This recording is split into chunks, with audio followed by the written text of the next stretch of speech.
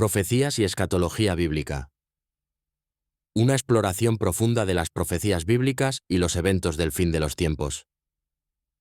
Introducción. El llamado profético. Hermanos y hermanas en Cristo, bienvenidos a esta profunda exploración de las profecías bíblicas y la escatología. Estamos viviendo en tiempos extraordinarios, tiempos que muchos eruditos bíblicos consideran como los últimos días antes del regreso de nuestro Señor Jesucristo. Permíteme hacerte una pregunta que puede cambiar tu perspectiva para siempre. ¿Sabías que aproximadamente el 30% de la Biblia consiste en profecía? Esto significa que Dios consideró tan importante revelar eventos futuros que dedicó una tercera parte de su palabra reveladas a este propósito divino. Cuando Jesús caminó por las colinas de Judea hace más de 2000 años, sus discípulos se acercaron a él con una pregunta que resuena hasta nuestros días. Dinos, ¿cuándo serán estas cosas? ¿Y qué señal habrá de tu venida y del fin del siglo? Esta pregunta, registrada en Mateo capítulo 24, verso 3, desató una de las enseñanzas proféticas más importantes que jamás se hayan pronunciado. Imagínate por un momento estar sentado en el Monte de los Olivos con Jesús, mirando hacia el majestuoso templo de Jerusalén, mientras el Maestro revela los misterios del futuro. Sus palabras no eran simplemente información académica, sino advertencias amorosas de un Salvador que conoce el corazón humano y los tiempos que vendrían. Pero tú, Daniel, cierra las palabras y sella el libro hasta el tiempo del fin. Muchos correrán de aquí para allá, y la ciencia se aumentará. Estas palabras del profeta Daniel, escritas hace más de 2500 años, cobran una relevancia asombrosa en nuestros días. Vivimos en una era donde la información viaja a la velocidad de la luz, donde la ciencia avanza exponencialmente y donde literalmente millones de personas corren de aquí para allá en aviones que cruzan los cielos cada día. Pero permíteme llevarte más allá de las señales obvias. La profecía bíblica no es solo sobre eventos futuros, es sobre el corazón de Dios revelado a través del tiempo. Es sobre su amor inquebrantable, su justicia perfecta y su plan redentor que se extiende desde el Génesis hasta el Apocalipsis. En esta jornada exploraremos juntos los grandes temas proféticos que han fascinado a estudiosos de la Biblia durante milenios. Hablaremos del regreso de Israel como nación, de las señales de los tiempos, del misterio de la Iglesia, del anticristo venidero, de la gran tribulación, del milenio y de la eternidad que nos espera. Cada palabra que compartiremos está respaldada por las Escrituras, porque como nos dice 2 de Timoteo capítulo 3, verso 16, toda la Escritura es inspirada por Dios y útil para enseñar, para redarguir, para corregir, para instruir en justicia. Capítulo 1. El fundamento profético. Antes de sumergirnos en las profundidades de la escatología bíblica, necesitamos establecer un fundamento sólido sobre lo que realmente es la profecía y por qué Dios eligió revelarnos eventos futuros. La palabra profecía viene del griego profeteia, que literalmente significa hablar adelante o proclamar. Un profeta no es primariamente alguien que predice el futuro, aunque eso sea parte de su función, sino alguien que habla en nombre de Dios. Es un portavoz divino, un canal a través del cual la voz del Todopoderoso resuena en los corazones humanos. Piensa en los grandes profetas del Antiguo Testamento: Isaías, Jeremías, Ezequiel, Daniel. Cada uno de ellos recibió revelaciones extraordinarias no solo sobre eventos de sus propios tiempos, sino sobre el futuro distante.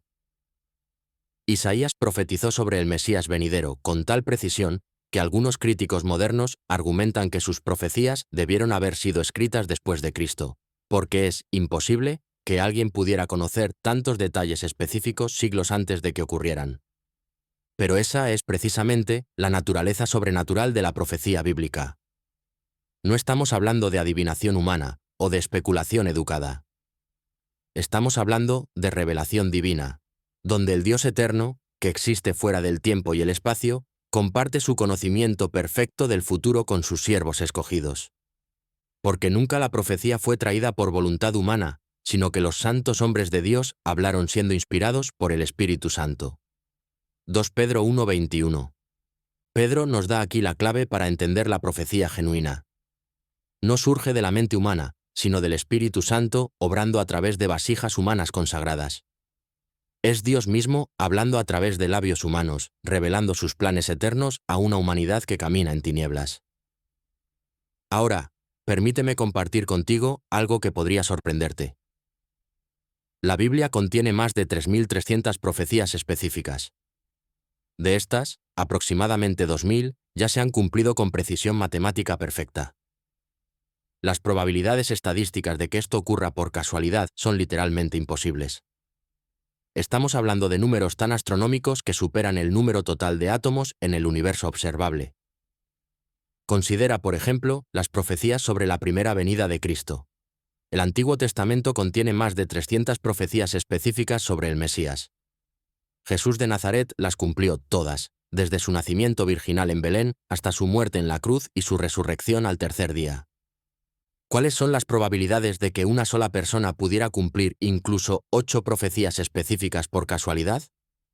Los matemáticos han calculado que sería 1 en 10 elevado a la 17ª potencia. Para poner esto en perspectiva, eso sería como cubrir todo el estado de Texas con monedas de plata de 5 centímetros de espesor, marcar una de esas monedas y luego pedirle a una persona con los ojos vendados que encuentre esa moneda específica en su primer intento. Y Jesús no cumplió solo 8 profecías. Cumplió 300. Las probabilidades son literalmente infinitas contra que esto pudiera ocurrir por casualidad.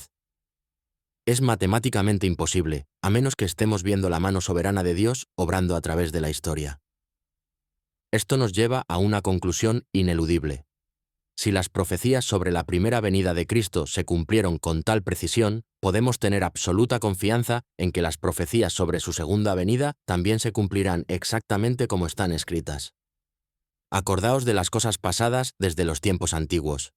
Porque yo soy Dios, y no hay otro Dios, y nada hay semejante a mí, que anuncio lo por venir desde el principio, y desde la antigüedad lo que aún no era hecho.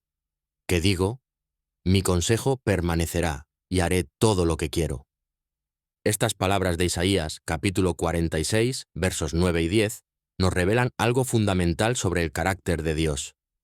Él no es como los falsos dioses de las naciones paganas, que son mudos e impotentes. Nuestro Dios habla, y cuando habla, sus palabras se cumplen con precisión absoluta. Pero la profecía bíblica no es solo sobre eventos futuros. Es sobre esperanza. En un mundo lleno de incertidumbre, caos y desesperación, Dios nos ha dado una ventana hacia el futuro para que podamos tener paz en medio de la tormenta. Jesús mismo nos dijo en Juan, capítulo 14, verso 1: No se turbe vuestro corazón, creéis en Dios, creed también en mí. ¿Por qué podemos tener esta confianza? Porque Jesús nos ha revelado el final de la historia. Sabemos cómo termina todo. El bien triunfa sobre el mal, la luz vence a las tinieblas, y Cristo reina para siempre. Esta es la razón por la que el estudio de la profecía bíblica no debe ser un ejercicio académico frío y distante. Debe ser una fuente de consuelo profundo, de esperanza inquebrantable y de motivación para vivir vidas santas mientras esperamos la bendita esperanza del regreso de nuestro Salvador. Capítulo 2. Las señales de los tiempos. Hermanos queridos, ahora vamos a adentrarnos en uno de los temas más fascinantes y relevantes de toda la escatología bíblica: las señales de los tiempos. Jesús mismo nos enseñó a discernir estas señales, comparándolas con la habilidad natural que tenemos para interpretar las señales del clima. En Mateo capítulo 16, versos 2 y 3, Jesús reprende a los fariseos y saduceos diciéndoles: Cuando anochece, decís, buen tiempo, porque el cielo tiene arreboles. Y por la mañana, hoy habrá tempestad, porque tiene arreboles el cielo nublado. Hipócritas, que sabéis distinguir el aspecto del cielo, mas las señales de los tiempos no podéis. ¿Qué nos está enseñando Cristo aquí? Que así como podemos observar las nubes y predecir si va a llover, también deberíamos ser capaces de observar los eventos mundiales y discernir en qué momento de la historia profética nos encontramos. Permíteme llevarte en un viaje a través de las señales más significativas que Jesús y los apóstoles nos dieron para reconocer la proximidad de su regreso. La primera gran señal: el engaño religioso masivo. En Mateo 24, verso 4, las primeras palabras que salen de los labios de Jesús cuando se le pregunta sobre las señales de su venida son: Mirad que nadie os engañe. No es casualidad que esta sea la primera advertencia. El engaño espiritual sería la característica dominante de los últimos días. Vivimos en una época donde hay más de 40.000 denominaciones cristianas diferentes, cada una afirmando tener la verdad. Hay falsos maestros que predican un evangelio de prosperidad que convierte a Jesús en una especie de genio de la lámpara cósmica. Hay movimientos que niegan la divinidad de Cristo, que rechazan la autoridad de las Escrituras o que enseñan que todos los caminos llevan a Dios. Pablo profetizó sobre esto con precisión sorprendente en 2 de Timoteo capítulo 4, versos 3 y 4.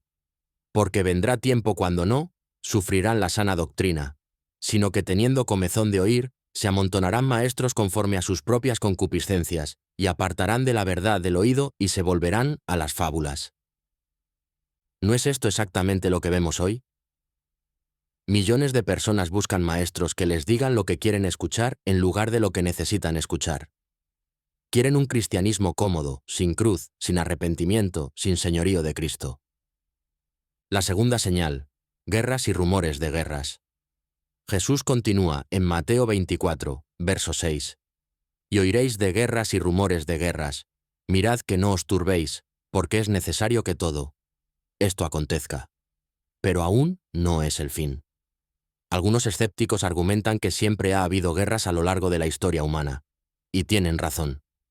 Pero lo que hace única a nuestra época es la escala global y la capacidad destructiva de la guerra moderna.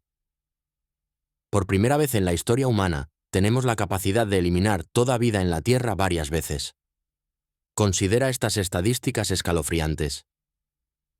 El siglo XX fue testigo de las dos guerras más devastadoras en la historia humana. La Primera Guerra Mundial cobró aproximadamente 17 millones de vidas. La Segunda Guerra Mundial, entre 70 y 85 millones. Solo estas dos guerras superan en destrucción todas las guerras anteriores en la historia humana combinadas. Y ahora, en el siglo XXI, enfrentamos la realidad de armas nucleares que pueden borrar ciudades enteras en segundos.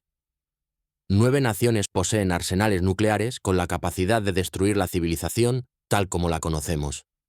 Esto no es especulación, es realidad geopolítica documentada. La tercera señal: desastres naturales en aumento. Jesús profetizó en Lucas 21, verso 11. Y habrá grandes terremotos, y en varios lugares, hambres y pestilencias, y habrá terror y grandes señales del cielo.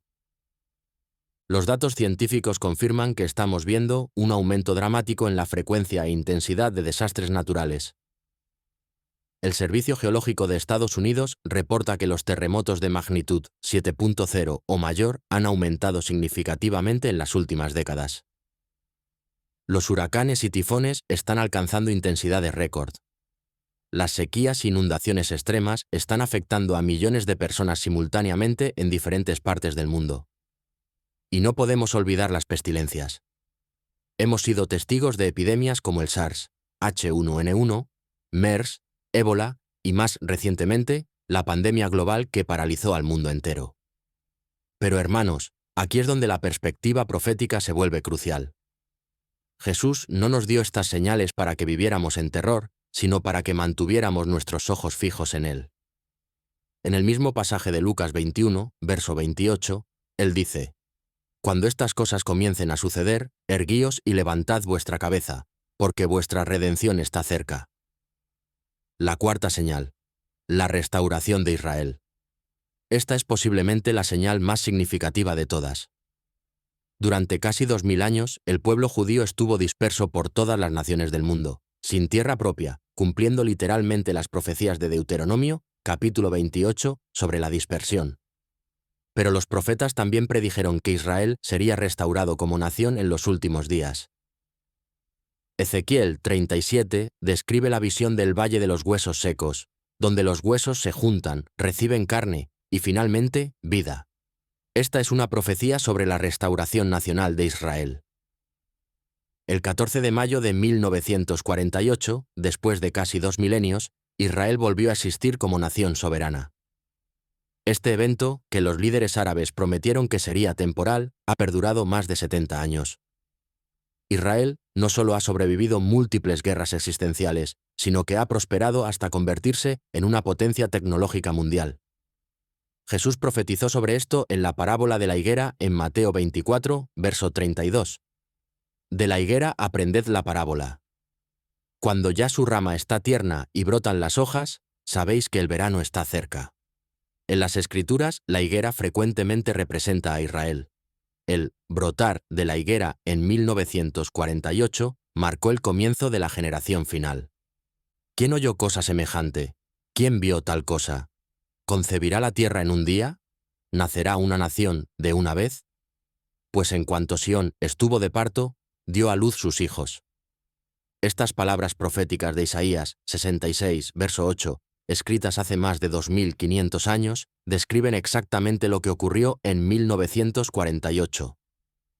Israel literalmente nació en un día cuando las Naciones Unidas votaron por su establecimiento. La quinta señal: el conocimiento se multiplicará. Daniel 12, verso 4, profetiza: Pero tú, Daniel, cierras las palabras y sellas el libro hasta el tiempo del fin. Muchos correrán de aquí para allá y la ciencia se aumentará. Hermanos, estamos viviendo literalmente en la era del cumplimiento de esta profecía. El conocimiento humano se ha duplicado exponencialmente. Se estima que el conocimiento científico se duplicaba cada 100 años hasta 1900. En 1950 se duplicaba cada 25 años. Hoy se duplica aproximadamente cada 12 meses y en algunas áreas específicas como la nanotecnología cada 12 horas. Piensa en esto. Más información científica ha sido producida en los últimos 50 años que en toda la historia previa de la humanidad combinada. Tenemos acceso instantáneo a prácticamente todo el conocimiento humano a través de dispositivos que caben en nuestras manos. Y la frase «muchos correrán de aquí para allá» describe perfectamente nuestra era de viajes globales instantáneos. En los días de Daniel, un viaje de 100 kilómetros podía tomar días o semanas. Hoy, millones de personas vuelan a velocidades supersónicas, cruzando océanos en horas. La sexta señal: la apostasía en la Iglesia. Pablo advirtió en 1 de Timoteo 4, verso 1. Pero el Espíritu dice claramente que en los postreros tiempos algunos apostatarán de la fe, escuchando a espíritus engañadores y a doctrinas de demonios. Tristemente, estamos viendo el cumplimiento literal de esta profecía. Denominaciones que una vez proclamaron fielmente el Evangelio, ahora ordenan ministros que niegan la resurrección corporal de Cristo. Seminarios teológicos que una vez fueron bastiones de la fe ortodoxa, ahora enseñan que la Biblia contiene errores y que los milagros son mitos. La teología de la liberación ha reemplazado la salvación eterna con programas sociales temporales. El Evangelio de la prosperidad ha convertido la fe en una fórmula mágica para la riqueza material. Y el universalismo moderno enseña que al final todos serán salvos, vaciando de significado el sacrificio de Cristo en la cruz. La séptima señal: la convergencia global. Por primera vez en la historia humana, tenemos la infraestructura necesaria para un gobierno mundial, una economía mundial y una religión mundial. Las profecías sobre el anticristo y su reino global ya no parecen fantasía, sino posibilidad real. La tecnología existe para monitorear y controlar cada transacción financiera en el planeta. Los sistemas de identificación biométrica pueden rastrear a cada persona. Las redes de comunicación global pueden transmitir propaganda a miles de millones simultáneamente. Apocalipsis 13 habla de una época cuando nadie podrá comprar o vender sin la marca de la bestia. Hace solo décadas, esto parecía imposible. Hoy, países enteros están moviéndose hacia sociedades sin efectivo, donde cada transacción es electrónica y rastreable. Hermanos queridos, no les comparto estas señales para crear pánico o desesperanza, sino todo lo contrario. Jesús nos dijo que cuando viéramos estas cosas suceder, levantáramos nuestras cabezas porque nuestra redención estaría cerca. Estamos viviendo en la generación más privilegiada en la historia humana. Somos testigos del cumplimiento de profecías que santos del Antiguo Testamento anhelaron ver. Somos la generación que muy probablemente verá el regreso del Rey de Reyes y Señor de Señores. Pero con este privilegio viene una responsabilidad tremenda. Si realmente creemos que Jesús puede regresar en cualquier momento, ¿cómo deberíamos vivir?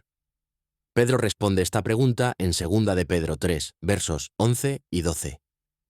Puesto que todas estas cosas han de ser deshechas, ¿cómo no debéis, vosotros, andar en santa y piadosa manera de vivir, esperando y apresurándoos para la venida del día de Dios?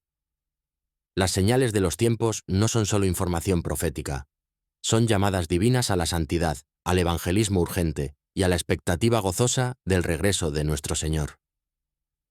Capítulo 3. El misterio del arrebatamiento. Amados hermanos, ahora llegamos a uno de los temas más emocionantes y esperanzadores de toda la escatología bíblica: el arrebatamiento de la Iglesia.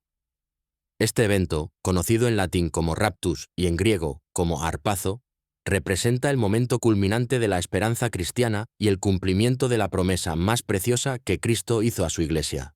Permíteme comenzar compartiendo contigo la descripción más clara de este evento sobrenatural, encontrada en 1 de Tesalonicenses, capítulo 4, versos 16 y 17. Porque el Señor mismo con voz de mando, con voz de arcángel y con trompeta de Dios, descenderá del cielo. Y los muertos en Cristo resucitarán primero. Luego, nosotros los que vivimos, los que hayamos quedado, seremos arrebatados juntamente con ellos en las nubes para recibir al Señor en el aire, y así estaremos siempre con el Señor. ¡Qué promesa más gloriosa! Imagínate por un momento ese día extraordinario. En un instante, en un abrir y cerrar de ojos, millones de creyentes verdaderos serán transformados y llevados de esta tierra para encontrarse con Jesús en el aire. Los cementerios se abrirán, los cuerpos glorificados se reunirán con las almas que regresan del cielo, y los creyentes vivos serán transformados instantáneamente. Pablo nos da más detalles sobre la naturaleza instantánea de este evento en 1 de Corintios capítulo 15, versos 51 y 52. He aquí, os digo un misterio. No todos dormiremos, pero todos seremos transformados en un momento, en un abrir y cerrar de ojos, a la final trompeta. Porque se tocará la trompeta, y los muertos serán resucitados incorruptibles, y nosotros seremos transformados. La palabra griega, traducida como momento, es átomos, de donde obtenemos nuestra palabra átomo. Se refiere a algo tan pequeño que no se puede dividir. Pablo está describiendo un evento que ocurrirá más rápido que el tiempo que toma pestañear. En una fracción de segundo infinitesimal, la Iglesia desaparecerá de la tierra. Ahora, es importante entender que el arrebatamiento no es lo mismo que la segunda venida de Cristo. Son dos eventos distintos con propósitos diferentes y audiencias diferentes. En el arrebatamiento, Jesús viene para sus santos. En la segunda venida, viene con sus santos. Permíteme explicarte las diferencias fundamentales entre estos dos eventos. En el arrebatamiento, Jesús no toca la tierra. Él se detiene en el aire y nosotros somos llevados para encontrarlo allí. Es un evento silencioso para el mundo, pero glorioso para la Iglesia. Solo los creyentes lo verán y participarán en él. En la segunda venida, Jesús regresa con poder y gran gloria. Todo ojo lo verá. Él pondrá sus pies en el monte de los olivos, establecerá su reino terrenal y gobernará desde Jerusalén durante 1000 años.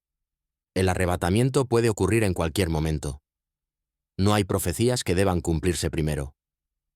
Es lo que los teólogos llaman un evento inminente. La segunda venida, por otro lado, ocurre al final de la tribulación de 7 años y está precedida por señales específicas. ¿Pero por qué Dios arrebataría a la Iglesia? ¿Cuál es el propósito divino detrás de este evento extraordinario? Primero, el arrebatamiento cumple las promesas específicas que Jesús hizo a su Iglesia. En Juan, capítulo 14, versos 2 y 3, Jesús prometió: «En la casa de mi Padre muchas moradas hay. Si así no fuera, yo os lo hubiera dicho.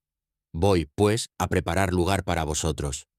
Y si me fuere y os preparare lugar, vendré otra vez y os tomaré a mí mismo, para que donde yo estoy, vosotros también estéis». Esta no es una promesa sobre la muerte individual de los creyentes. Es una promesa sobre un regreso futuro de Cristo para llevar a toda su Iglesia consigo. Jesús está preparando un lugar específico para nosotros en la casa del Padre y vendrá personalmente para escoltarnos hasta allí. Segundo, el arrebatamiento rescata a la Iglesia de la ira venidera. Primera de Tesalonicenses 1, verso 10, nos dice que esperamos a su Hijo de los cielos, al cual resucitó de los muertos, a Jesús, quien nos libra de la ira venidera. La gran tribulación que se describe en el Apocalipsis no es simplemente sufrimiento general o persecución. Es específicamente la ira de Dios derramada sobre un mundo rebelde. Y la Iglesia, que ha sido justificada por la sangre de Cristo, no está destinada a experimentar la ira divina. Pablo lo clarifica en Primera de Tesalonicenses 5, verso 9. Porque no nos ha puesto Dios para ira, sino para alcanzar salvación por medio de nuestro Señor Jesucristo. Tercero, el arrebatamiento marca el fin de la era de la Iglesia y permite que Dios reanude su programa específico con Israel. Durante la tribulación, Dios volverá a tratar directamente con la nación de Israel, cumpliendo las profecías específicas sobre las 70 semanas de Daniel. Ahora, permíteme abordar algunas de las críticas más comunes al concepto del arrebatamiento pretribulacional. Algunos argumentan que el arrebatamiento es una doctrina nueva inventada en el siglo XIX por John Nelson Darby. Esto simplemente no es cierto históricamente. Los padres de la Iglesia primitiva, incluyendo a Ireneo en el siglo II, enseñaron claramente que la Iglesia sería removida antes de la tribulación final. Ireneo escribió: y por tanto, cuando en el fin la Iglesia sea súbitamente tomada de aquí, se dice, habrá tribulación, cual no la ha habido desde el principio, ni la habrá. Esto fue escrito más de 1600 años antes de Darby. Otros críticos señalan que la palabra arrebatamiento no aparece en la Biblia. Esto es un argumento puramente semántico. La palabra Trinidad tampoco aparece en la Biblia, pero la doctrina está claramente enseñada. La palabra griega harpazo definitivamente aparece y significa exactamente lo que entendemos por arrebatamiento: ser súbitamente tomado o llevado con fuerza. Un tercer argumento es que el arrebatamiento pretribulacional deja a los creyentes sin preparación para el sufrimiento. Esta crítica malentiende completamente el propósito de la enseñanza del arrebatamiento. No estamos enseñando que los cristianos no sufrirán en este mundo. Jesús claramente dijo: en el mundo tendréis aflicción. Lo que enseñamos es que hay una diferencia entre la aflicción general que los cristianos experimentan en un mundo caído y la ira específica de Dios derramada durante la tribulación. La Iglesia experimentará la primera, pero será librada de la segunda. Ahora, hablemos sobre el momento del arrebatamiento. Aunque no podemos saber el día ni la hora específica, Jesús nos dio indicaciones sobre el tiempo general. En la parábola de la higuera, en Mateo 24, Jesús enseñó que cuando veamos brotar las hojas de la higuera, sabremos que el verano está cerca. Como discutimos anteriormente, el renacimiento de Israel en 1948 marcó el comienzo de esta generación final. Una generación bíblica típicamente se define como 40 años, aunque puede extenderse hasta 70 u 80 años según Salmo 90, verso 10. Si 1948 marcó el comienzo, estamos definitivamente dentro del marco temporal que Jesús describió. Pero aquí está el punto crucial. El arrebatamiento es un evento inminente. Esto significa que puede ocurrir en cualquier momento, sin advertencia adicional. No hay profecías que deban cumplirse primero. Puede suceder mientras estás leyendo estas palabras. Esta inminencia debe transformar la manera en que vivimos. Primera de Juan 3, verso 3, nos dice: y todo aquel que tiene esta esperanza en Él se purifica a sí mismo, así como Él es puro. La expectativa del regreso inminente de Cristo debería motivarnos hacia la santidad. También debería motivarnos hacia el evangelismo urgente. Si Jesús puede regresar en cualquier momento, entonces, cada conversación que tenemos puede ser nuestra última oportunidad de compartir el Evangelio con alguien. Cada día que pasa sin testificar es un día perdido de oportunidad eterna. Permíteme compartir contigo lo que creo que sucederá en los momentos inmediatamente después del arrebatamiento. El mundo se sumirá en un caos absoluto. Imagínate: pilotos de aviones, conductores de autobuses, cirujanos en medio de operaciones, líderes gubernamentales, todos súbitamente desaparecidos. Los medios de comunicación intentarán explicar lo inexplicable. Algunos hablarán de abducciones alienígenas masivas. Otros inventarán teorías sobre armas secretas de desintegración. pero un remanente conocerá la verdad. Jesús ha regresado por su iglesia. Este caos global preparará el escenario perfecto para la aparición del anticristo. En un mundo desesperado por respuestas y estabilidad, un líder carismático aparecerá con soluciones aparentemente milagrosas. Él consolidará el poder mundial, establecerá un nuevo orden económico y engañará a las masas hambrientas de esperanza. Pero para nosotros, los que hemos puesto nuestra fe en Cristo, el arrebatamiento representa algo completamente diferente. Representa el día de nuestra graduación celestial, el momento cuando finalmente veremos a nuestro Salvador cara a cara. Pablo describe nuestra condición futura en 1 Corintios 15, versos 42 y 43. Así también es la resurrección de los muertos. Se siembra en corrupción, resucitará en incorrupción. Se siembra en deshonra, resucitará en gloria. Se siembra en debilidad, resucitará en poder. Nuestros cuerpos glorificados serán como el cuerpo resucitado de Jesús. Sin enfermedad, sin envejecimiento, sin limitaciones físicas. Podremos viajar a la velocidad del pensamiento, atravesar paredes, aparecer y desaparecer a voluntad. Pero más importante que las capacidades físicas será la transformación espiritual completa. Primera de Juan 3, verso 2 nos asegura: Amados, ahora somos hijos de Dios, y aún no se ha manifestado lo que hemos de ser, pero sabemos que cuando Él se manifieste, seremos semejantes a Él, porque le veremos tal como Él es. En el momento del arrebatamiento, seremos instantánea y completamente conformados a la imagen de Cristo. Ya no lucharemos contra el pecado. Ya no experimentaremos tentación. Ya no sentiremos dolor, tristeza o soledad. Estaremos en casa, finalmente en casa, con nuestro Señor para siempre. Por tanto, alentaos los unos a los otros con estas palabras. Estas son las palabras con las que Pablo concluye su enseñanza sobre el arrebatamiento en 1 de Tesalonicenses 4, verso 18. El arrebatamiento no es solo doctrina teológica, es esperanza viviente. Es el consuelo supremo para los que lloran la pérdida de seres queridos creyentes. Es la motivación definitiva para la vida santa. Es la razón por la que podemos tener gozo inquebrantable sin importar las circunstancias presentes. Hermanos queridos, si hay algo incierto en tu corazón sobre tu destino eterno, te ruego que no dejes pasar este momento. El arrebatamiento será demasiado tarde para decisiones. Será el momento de la recompensa o del lamento eterno. Jesús mismo dijo en Juan 14, verso 6. Yo soy el camino, y la verdad, y la vida. Nadie viene al Padre, sino por mí. La única manera de estar incluido en el arrebatamiento es mediante una relación personal con Jesucristo a través del nuevo nacimiento. Si nunca has invitado a Cristo a ser tu Salvador personal, puedes hacerlo en este momento. Reconoce que eres pecador, cree que Jesús murió por tus pecados y resucitó de los muertos, e invítalo a entrar en tu corazón como Señor y Salvador. Romanos 10, verso 9, promete que si confesares con tu boca que Jesús es el Señor y creyeres en tu corazón que Dios le levantó de los muertos, serás salvo. Para aquellos que ya conocen a Cristo como Salvador, el arrebatamiento debería ser una fuente constante de expectativa gozosa. Cada amanecer podría ser el día. Cada sonido inesperado podría ser la trompeta de Dios. Cada momento podría ser el momento cuando finalmente veamos a Jesús cara a cara. Maranata. Ven, Señor Jesús. Capítulo 4. La gran tribulación. Queridos hermanos en Cristo, ahora debemos adentrarnos en uno de los periodos más sobrios y solemnes de toda la profecía bíblica, la gran tribulación. Aunque para nosotros los creyentes, este será un tiempo de observación desde la gloria celestial, para aquellos que permanezcan en la tierra, será un periodo de sufrimiento sin precedentes en la historia humana.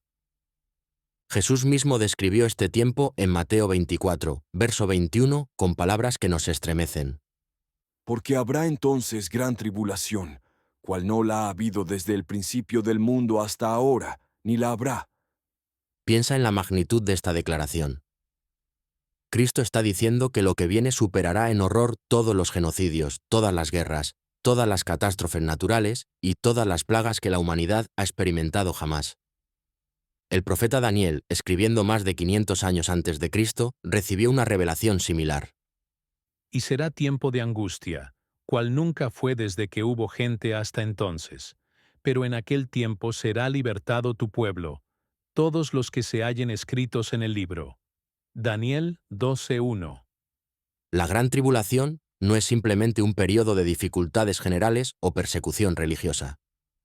Es específicamente la ira de Dios derramada sobre un mundo que ha rechazado finalmente a su Hijo unigénito. Es el momento cuando la paciencia divina llega a su límite y la justicia celestial demanda satisfacción. La duración de la tribulación está claramente establecida en las Escrituras como 7 años, divididos en 2 períodos de 3 años y medio cada uno. Esta periodización proviene de la profecía fundamental de Daniel sobre las 70 semanas.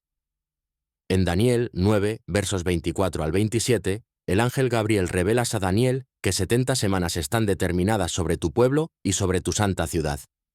Estas no son semanas literales de 7 días, sino semanas de años, es decir, periodos de 7 años cada uno, para un total de 490 años. 69 de estas semanas se cumplieron exactamente desde el decreto para reconstruir Jerusalén hasta la llegada del Mesías.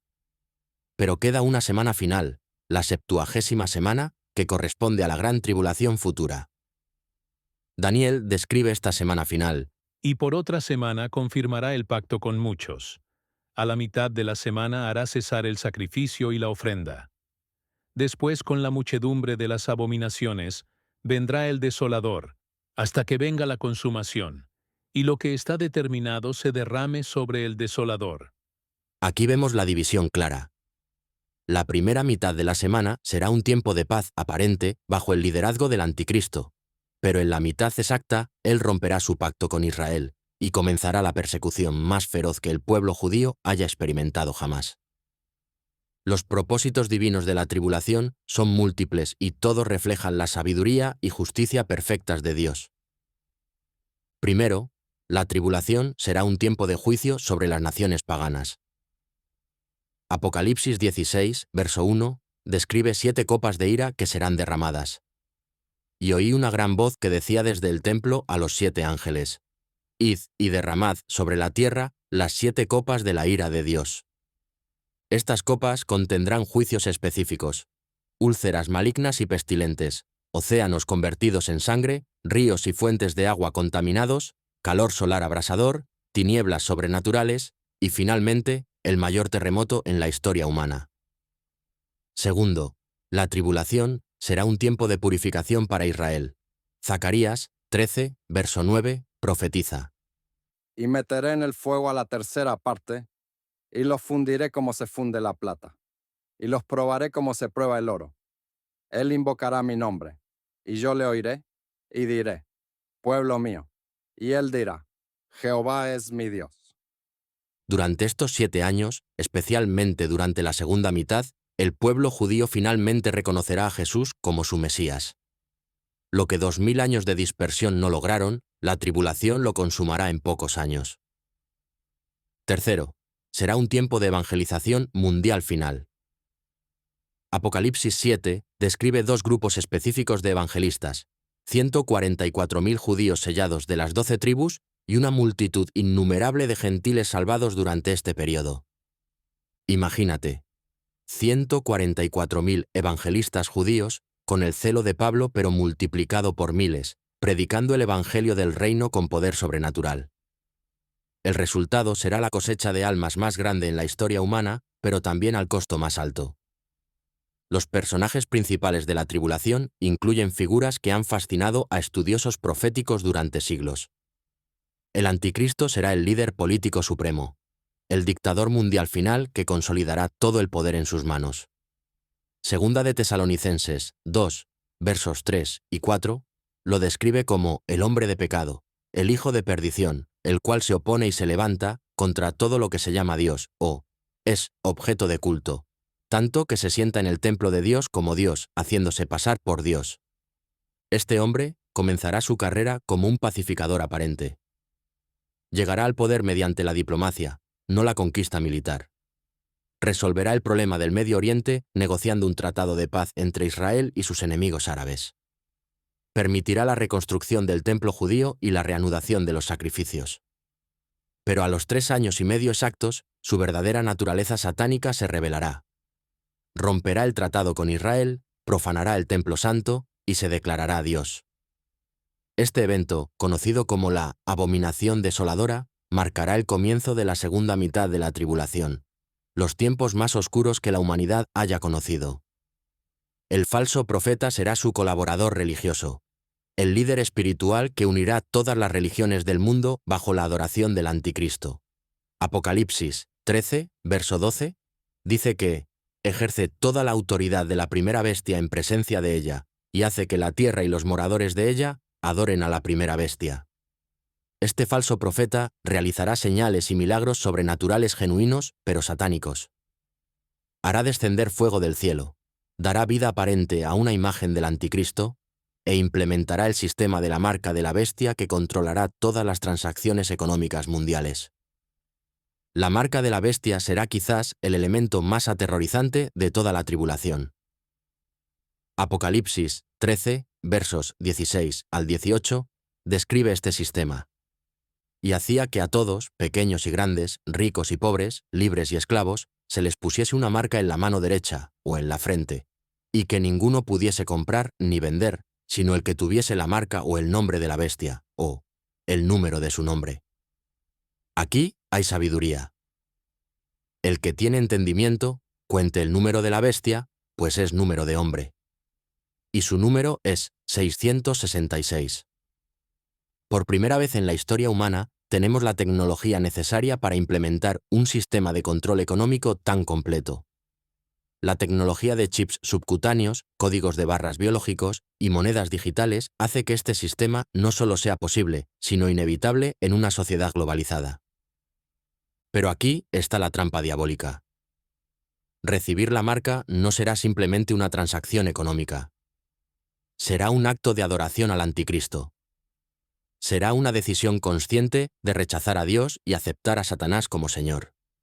Y una vez tomada esta decisión, será irreversible. Apocalipsis 14, versos 9 al 11, contiene una de las advertencias más severas de toda la Biblia. Si alguno adora a la bestia y a su imagen, y recibe la marca en su frente o en su mano, él también beberá del vino de la ira de Dios, que ha sido vaciado puro en el cáliz de su ira, y será atormentado con fuego y azufre delante de los santos ángeles y del Cordero, y el humo de su tormento sube por los siglos de los siglos. No habrá perdón para aquellos que voluntariamente reciban la marca. Será la línea final en la arena entre el bien y el mal, entre Dios y Satanás. Los juicios específicos de la tribulación se describen en detalle en el libro de Apocalipsis a través de 3 series de 7 juicios cada una: los sellos, las trompetas y las copas. Los juicios de los sellos incluirán guerra mundial, hambre masiva, pestilencias que matarán a 1/4 parte de la población mundial, un terremoto global que moverá islas y montañas de sus lugares y señales cósmicas aterradoras en el Sol, la Luna y las estrellas. Los juicios de las trompetas serán aún más severos. Granizo y fuego mezclado con sangre, algo como una gran montaña ardiendo lanzada al mar. Una estrella llamada ajenjo que contaminará 1/3 de las aguas dulces, oscurecimiento parcial del Sol y la Luna, langostas demoníacas que torturarán pero no matarán, y un ejército de 200 millones que matará a 1/3 de la humanidad restante. Las copas de ira serán la culminación final: úlceras dolorosas, muerte de toda vida marina, transformación de ríos en sangre, calor solar que quemará a los hombres, tinieblas sobre el reino de la bestia, secamiento del río Éufrates para preparar la batalla de Armagedón, y el terremoto más devastador en la historia humana que dividirá Jerusalén en 3 partes y aplanará las montañas del mundo. Permíteme darte una perspectiva sobre la magnitud de esta destrucción. Al final de los juicios de los sellos, 1/4 parte de la humanidad habrá muerto. Después de los juicios de las trompetas, otro tercio de los supervivientes morirá. Esto significa que de una población mundial actual de aproximadamente 8.000 millones de personas, solo 2.000 millones sobrevivirán hasta el final de la tribulación. La batalla de Armagedón será el evento culminante de la gran tribulación. No será simplemente una batalla entre naciones terrestres, sino el conflicto final entre Cristo y Satanás, entre el bien y el mal, entre la luz y las tinieblas. Apocalipsis 16, verso 16, nos dice que los reyes de toda la tierra serán reunidos en el lugar que en hebreo se llama Armagedón. Este es el valle de Meguido en el norte de Israel, un campo de batalla histórico donde se han librado más batallas que en cualquier otro lugar de la tierra. Pero esta vez será diferente. Esta vez los ejércitos humanos se unirán contra el Rey de Reyes y Señor de Señores. Apocalipsis 19, versos 19 y 20, describe el resultado. Y vi a la bestia, a los reyes de la tierra y a sus ejércitos reunidos para guerrear contra el que montaba el caballo y contra su ejército. Y la bestia fue apresada, y con ella el falso profeta que había hecho delante de ella las señales con las cuales había engañado a los que recibieron la marca de la bestia y habían adorado su imagen. Estos dos fueron lanzados vivos dentro de un lago de fuego que arde con azufre. La batalla será breve y decisiva. Jesús no necesitará armas físicas. Segunda de Tesalonicenses 2, verso 8, nos dice que destruirá al anticristo con el espíritu de su boca y con el resplandor de su venida. Una palabra del Verbo de Dios será suficiente para terminar la rebelión más grande en la historia humana. Los 144.000 testigos judíos serán un fenómeno único en la historia de la redención. Apocalipsis 7 describe su sellamiento. 12.000 de cada una de las 12 tribus de Israel, marcados sobrenaturalmente por Dios para protección especial durante la tribulación. Estos no serán simplemente predicadores ordinarios. Serán evangelistas con poder apostólico, realizando señales y milagros que validarán su mensaje. Tendrán la protección sobrenatural de Dios, siendo inmunes a los intentos del anticristo de destruirlos. Su mensaje será el Evangelio del Reino, el mismo Evangelio que Jesús predicó durante su ministerio terrenal, pero con el añadido de que el Rey está a punto de regresar para establecer su reino terrenal. El resultado de su ministerio será extraordinario. Apocalipsis 7, versos 9 y 10, describe una gran multitud, la cual nadie podía contar, de todas naciones y tribus y pueblos y lenguas, que estaban delante del trono y en la presencia del Cordero, vestidos de ropas blancas, y con palmas en las manos. Y clamaban a gran voz, diciendo: La salvación pertenece a nuestro Dios que está sentado en el trono y al Cordero. Esta será la cosecha de almas más grande en la historia humana. Millones de personas, desesperadas en medio del caos global, escucharán el Evangelio del Reino predicado con poder sobrenatural y entregarán sus vidas a Cristo, sabiendo que probablemente significará el martirio. Los dos testigos de Jerusalén serán otra manifestación sobrenatural durante la primera mitad de la tribulación. Apocalipsis 11 describe a estos dos profetas que predicarán en Jerusalén durante 1260 días, exactamente 3 años y medio. Tendrán poderes extraordinarios. Si alguno quiere dañarlos, sale fuego de la boca de ellos y devora a sus enemigos.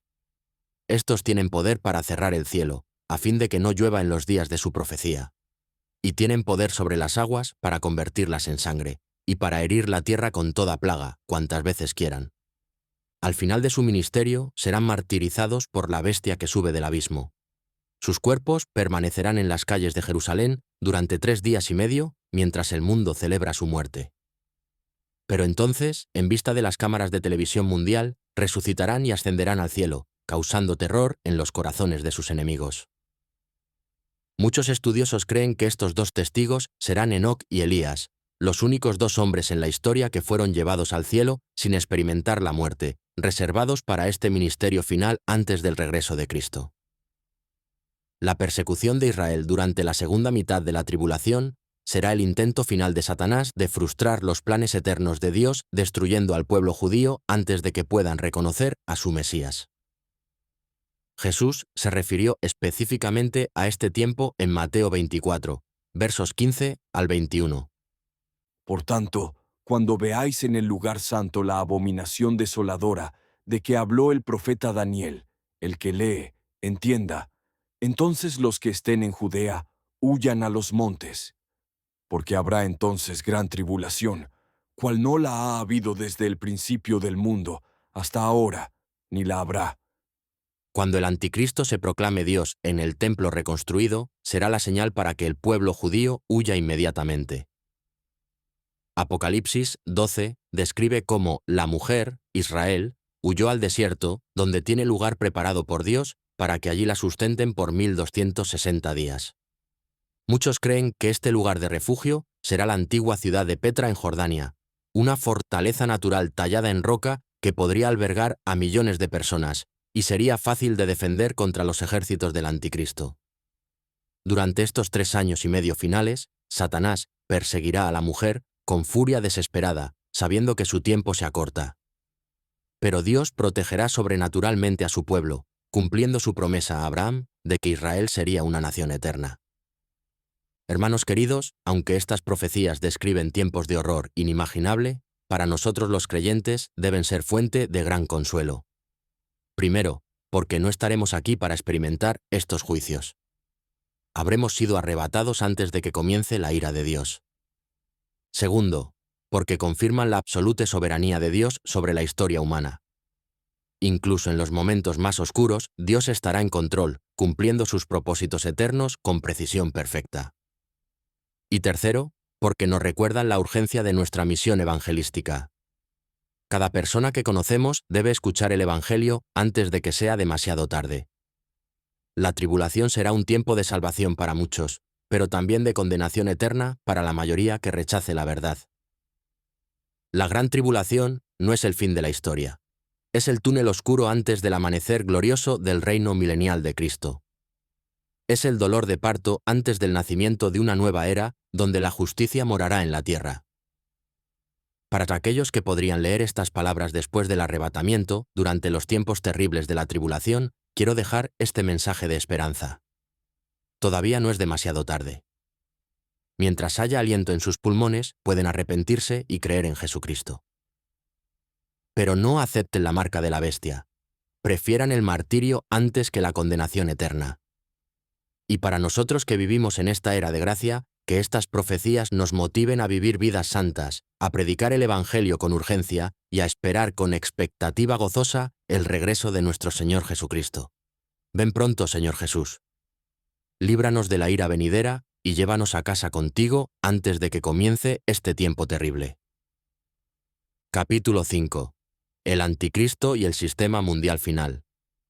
Queridos hermanos en la fe, llegamos ahora a uno de los temas más escalofriantes, pero también más reveladores de toda la profecía bíblica: el surgimiento del Anticristo y el establecimiento del Sistema Mundial Final. Este es el hombre que representará la culminación de la rebelión humana contra Dios, el líder que concentrará en sí mismo todo el poder político, económico y religioso del planeta Tierra. Durante casi 2000 años, los cristianos han especulado sobre la identidad de este personaje siniestro. Algunos han señalado a Nerón, otros a Napoleón, Hitler, Stalin y, en tiempos más recientes, a varios líderes políticos contemporáneos. Pero la realidad es que el Anticristo aún no ha aparecido en la escena mundial. Sin embargo, las condiciones para su aparición nunca han estado más maduras que en nuestros días.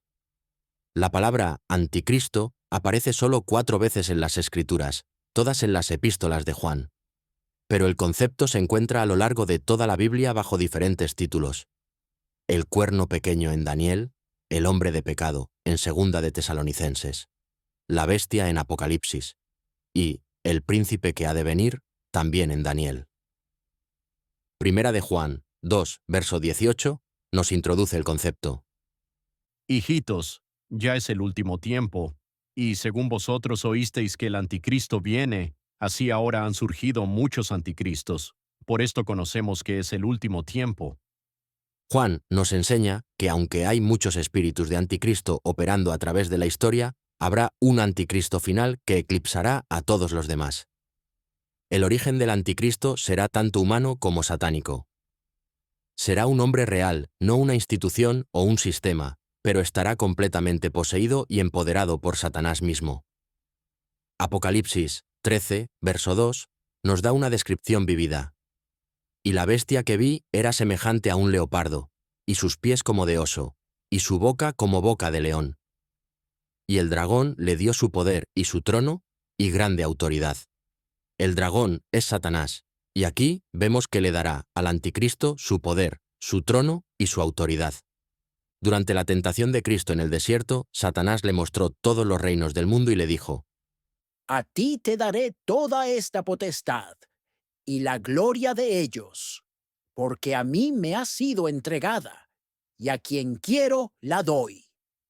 Lucas 4:6. Jesús rechazó esta oferta porque sabía que su reino vendría por el camino de la cruz.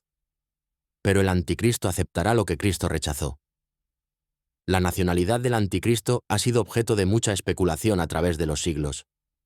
Basándose en la profecía de Daniel sobre las 70 semanas, muchos eruditos creen que será de origen romano o europeo, ya que fueron las gentes del príncipe que ha de venir, quienes destruyeron Jerusalén en el año 70 después de Cristo. Sin embargo, otros pasajes sugieren que podría tener conexiones con el Medio Oriente. Algunos creen que será judío porque será aceptado inicialmente por Israel como su Mesías. Otros argumentan que será árabe o turco, basándose en ciertos pasajes de Daniel y Ezequiel. Lo que sabemos con certeza es que, independientemente de su origen étnico, será un líder internacional que surgirá del sistema político del Imperio Romano revivido, que muchos identifican con la Unión Europea moderna o una confederación más amplia de naciones occidentales. El ascenso al poder del anticristo no será mediante conquista militar tradicional, sino a través de la diplomacia, el engaño y la manipulación brillante de las circunstancias globales. Daniel 8, verso 25, nos dice: Con su sagacidad hará prosperar el engaño en su mano, y en su corazón se engrandecerá, y sin aviso destruirá a muchos. No será un dictador militar obvio al principio, sino un diplomático brillante, un solucionador de problemas, un hombre de paz aparente. Su momento llegará inmediatamente después del arrebatamiento de la Iglesia. El mundo se sumirá en el caos. Accidentes de aviación cuando los pilotos cristianos desaparezcan, colapso de gobiernos donde los líderes creyentes se esfumen, pánico económico global y desesperación masiva. En medio de este caos aparecerá un hombre con respuestas. Será carismático, inteligente y aparentemente lleno de soluciones para los problemas más complejos del mundo. Los medios de comunicación lo adorarán, los políticos lo seguirán y las masas lo aclamarán como el salvador de la humanidad. El pacto con Israel será el evento que marcará el comienzo oficial de la 70ª semana de Daniel, los 7 años de la gran tribulación. Daniel 9, verso 27, profetiza: Y por otra semana confirmará el pacto con muchos. A la mitad de la semana hará cesar el sacrificio y la ofrenda. Este pacto no será simplemente un tratado de paz, sino un acuerdo de seguridad garantizada que permitirá a Israel reconstruir su templo y reanudar los sacrificios del Antiguo Testamento. Imagínate el escenario. Durante décadas, Israel ha estado rodeado de enemigos que juran su destrucción. El problema palestino parece insoluble. La tensión con Irán se intensifica constantemente. Y entonces aparece este líder mundial con una propuesta que parece demasiado buena para ser verdad. No solo garantizará la seguridad de Israel, sino que resolverá el problema del monte del templo de una manera que permitirá tanto la mezquita musulmana como el templo judío. Quizás propondrá una estructura compartida, o tal vez la tecnología holográfica permita que ambas religiones vean lo que quieren ver en el mismo espacio. El mundo aclamará este acuerdo como el mayor logro diplomático en la historia humana. El anticristo será propuesto para el Premio Nobel de la Paz. Los líderes religiosos de todas las religiones lo elogiarán como un hombre enviado por Dios. Y Israel, cansado de décadas de guerra y terrorismo, firmará el pacto con alivio y gratitud. La consolidación del poder mundial ocurrirá gradualmente durante los primeros 3 años y medio de su reinado. No será un golpe militar súbito, sino una transferencia voluntaria de autoridad de las naciones al anticristo. Apocalipsis 17, verso 13, describe este proceso. Estos tienen un mismo propósito y entregarán su poder y su autoridad a la bestia. Las naciones del mundo, enfrentando crisis que parecen irresolubles individualmente, voluntariamente, cederán su soberanía a este líder mundial en intercambio por estabilidad y prosperidad. La infraestructura para este gobierno mundial ya existe. Las Naciones Unidas, el Fondo Monetario Internacional, el Banco Mundial, la Organización Mundial de la Salud y docenas de otras organizaciones internacionales han estado preparando el camino durante décadas para una autoridad global unificada.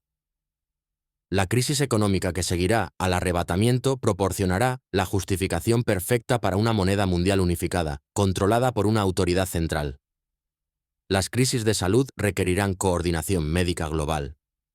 Los problemas ambientales demandarán soluciones planetarias, y la amenaza del terrorismo global justificará sistemas de identificación y vigilancia universales. El sistema económico de la bestia será el mecanismo de control más sofisticado que la humanidad haya conocido jamás. Por primera vez en la historia, será tecnológicamente posible controlar cada transacción económica en el planeta. Apocalipsis 13, versos 16 y 17, describe este sistema. Y hacía que a todos, pequeños y grandes, ricos y pobres, libres y esclavos, se les pusiese una marca en la mano derecha o en la frente, y que ninguno pudiese comprar ni vender, sino el que tuviese la marca o el nombre de la bestia o el número de su nombre. Esta no será simplemente una tarjeta de crédito o identificación avanzada.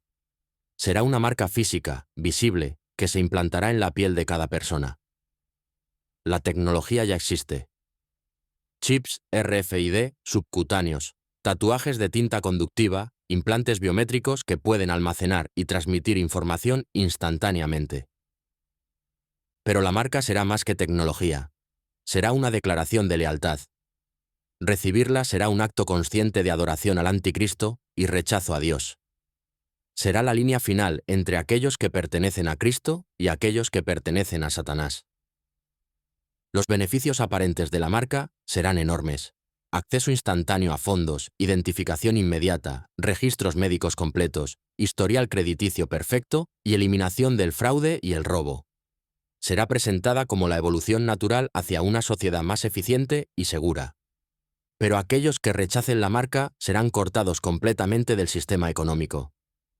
No podrán comprar alimentos, pagar alquiler, recibir atención médica o participar de ninguna manera en la sociedad. Será una presión económica diseñada para forzar la compliance universal. La abominación desoladora marcará el punto medio exacto de los 7 años de tribulación y revelará la verdadera naturaleza satánica del anticristo. Segunda de Tesalonicenses 2, versos 3 y 4, describe este evento. Nadie os engañe en ninguna manera, porque no vendrá aquel día sin que antes venga la apostasía, y se manifieste el hombre de pecado, el hijo de perdición, el cual se opone y se levanta contra todo lo que se llama Dios o es objeto de culto, tanto que se sienta en el templo de Dios como Dios, haciéndose pasar por Dios. Después de 3 años y medio de paz aparente, el anticristo entrará al lugar santísimo del templo reconstruido en Jerusalén y se proclamará Dios. Este será el momento cuando su máscara de benevolencia caerá completamente y su verdadera agenda satánica se revelará. Será en este momento cuando romperá su pacto con Israel, prohibirá los sacrificios en el templo y comenzará la persecución más feroz del pueblo judío en toda su historia. Será en este momento cuando demandará que todos los habitantes de la tierra reciban su marca y lo adoren como Dios. Jesús se refirió específicamente a este evento en Mateo 24, verso 15. Por tanto, cuando veáis en el lugar santo la abominación desoladora de que habló el profeta Daniel, el que lee, entienda. Será la señal para que todos los judíos creyentes huyan inmediatamente de Jerusalén hacia el refugio que Dios ha preparado en el desierto. Los poderes sobrenaturales del anticristo no serán trucos o ilusiones, sino milagros genuinos realizados por el poder de Satanás. Segunda de Tesalonicenses 2, versos 9 y 10, nos advierte: inicuo cuyo advenimiento es por obra de Satanás, con gran poder y señales y prodigios mentirosos, y con todo engaño de iniquidad para los que se pierden, por cuanto no recibieron el amor de la verdad para ser salvos. Estos no serán prodigios mentirosos en el sentido de que sean falsos, sino en el sentido de que servirán para promover mentiras. Serán milagros reales realizados con propósitos diabólicos. Satanás tiene poder genuino, aunque limitado, y lo desatará completamente a través de su representante humano. El anticristo aparentemente morirá y resucitará, imitando la muerte y resurrección de Cristo. Apocalipsis 13, verso 3, describe este evento. Vi una de sus cabezas como herida de muerte, pero su herida mortal fue sanada, y se maravilló toda la tierra en pos de la bestia. Esta muerte y resurrección del Anticristo será el evento que convenza a millones de que verdaderamente es divino. Los medios mundiales cubrirán cada momento. Los médicos certificarán su muerte. Y entonces, ante los ojos de todo el mundo, regresará a la vida con poder aparentemente mayor que antes. La religión mundial del Anticristo no será ateísmo, sino una forma pervertida de espiritualidad que combine elementos de todas las religiones principales bajo su liderazgo supremo. Esta religión mundial ya está siendo preparada a través del movimiento ecuménico moderno, que busca unir todas las religiones bajo el pretexto de que todos adoramos al mismo Dios de diferentes maneras. El relativismo religioso, la espiritualidad de la nueva era y el sincretismo posmoderno están preparando el camino para una religión global, unified. El Anticristo será presentado inicialmente como el cumplimiento de las expectativas mesiánicas de múltiples religiones. El Mesías judío, el Mahdi musulmán, el Avatar hindú, el Maitreya budista y el Cristo de la nueva era, todo en una sola persona. El falso profeta, descrito en Apocalipsis 13 como la segunda bestia, será el líder religioso que orquestará esta adoración mundial del Anticristo. Tendrá poderes milagrosos genuinos y será capaz de hacer descender fuego del cielo y dar vida aparente a una imagen del Anticristo.